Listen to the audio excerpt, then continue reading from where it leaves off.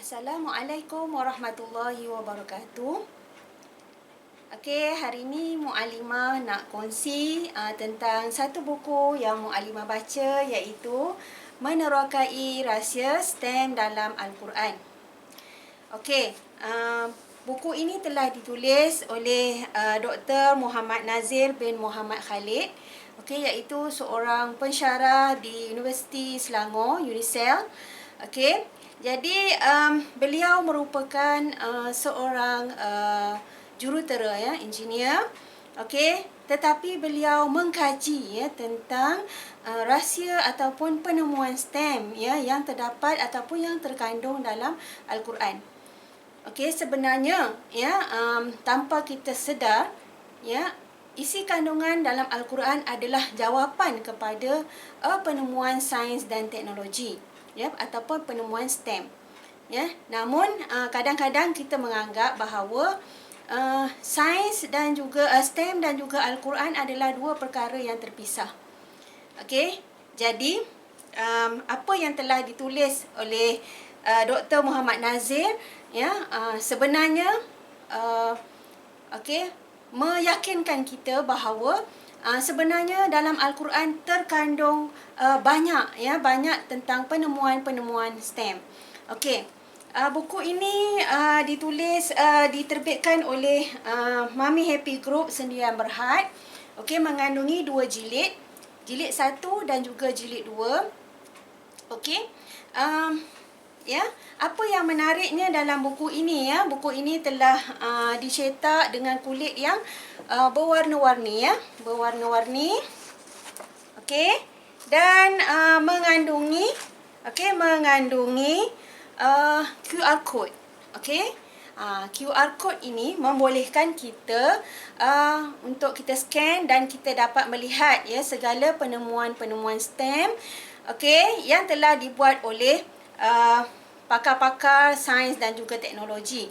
Okey, kat sini kita boleh lihatlah bahawa apa yang terkandung dalam Al-Quran, dan dia juga dalam buku ini juga telah diterapkan dengan okey, bukti, ya, ataupun dalil, ya, tentang penemuan-penemuan sains dalam Al-Quran.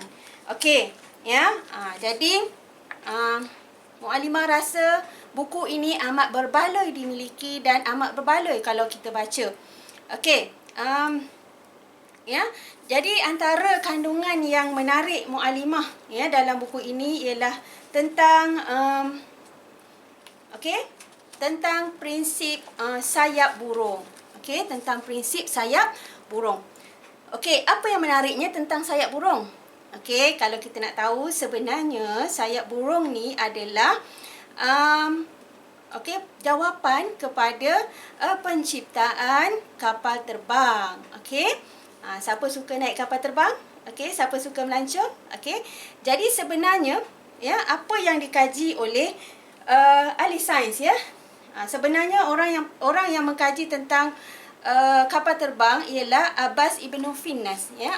Abbas Ibnu Finnas, okey, adalah orang yang pertama dalam sejarah yang membuat percubaan saintifik untuk terbang. Okey, ya.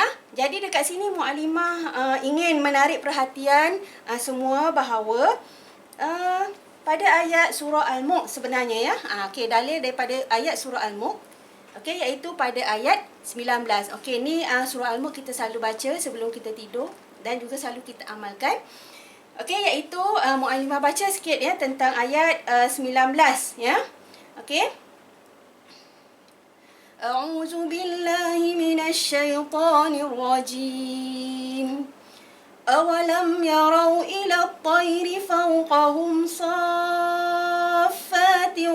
wa yaqbid ma yumsikuhunna illa ar-rahman innahu bikulli syai'in basir. Okey, maksudnya awalam yarau ila at-tayri fawqahum saffat, ya, patutkah mereka menutup mata dan tidak memerhatikan kekuasaan Allah pada burung-burung yang terbang di atas mereka? Siapakah yang menjaganya ketika burung-burung itu mengembang dan menutupkan sayapnya? Tidak ada yang menahannya daripada jatuh melainkan kekuasaan Allah yang Maha Pemurah. Sesungguhnya Ia Maha melihat serta mengetahui akan tiap-tiap sesuatu. Okey, jadi dekat sini jelas jelas bahawa penciptaan sayap burung yang mengembang dan juga mengucupkan sayapnya menjadi satu inspirasi untuk membuat kapal terbang. Okey, dengan teknik ini kapal terbang tidak akan mudah terhempas bila mendarat, okey, dan juga tidak akan jatuh.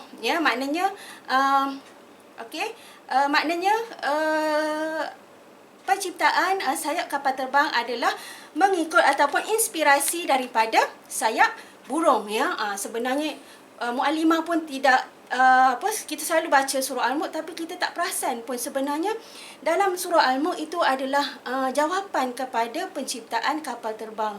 Masya Allah, subhanallah. Jadi ini menjadi satu inspirasi kepada Muallimah bahawa sains ataupun STEM dan juga Al-Quran adalah sangat berkait rapat. Jadi bila membaca buku STEM ni, STEM dalam Al-Quran telah menjadi satu inspirasi kepada Muallimah. Mungkin Muallimah telah berusia untuk mempelajarinya, tapi Muallimah rasa ramai anak-anak muda di luar sana belajarlah sains STEM, belajarlah STEM dan juga minat dalam mempelajari STEM. Kita kena sekalikan agama dan juga mata pelajaran STEM. Jangan takut dengan mata pelajaran STEM. Okey, sebab ini sebenarnya kita katakan sebagai fardu kifayah. Fardu kifayah yang wajib kita pelajari. Masya Allah, bila membaca buku ini barulah Muallimah rasa macam amat teruja. Jadi Muallimah rasa rugi kalau rakan-rakan ataupun pembaca di luar sana tidak memiliki buku ini. InsyaAllah Muallimah akan sharekan penulis, mungkin sesiapa yang ingin mendapatkan buku ini, boleh dapatkan di bawah description pada channel Muallimah. InsyaAllah Muallimah akan share bagaimana untuk mendapatkan buku ini. Jadi akhir kata, Muallimah harap semoga resensi buku pada hari ini dapat memberi manfaat buat semua. Sekian, wabillahi taufiq wal hidayah. Wassalamualaikum warahmatullahi wabarakatuh.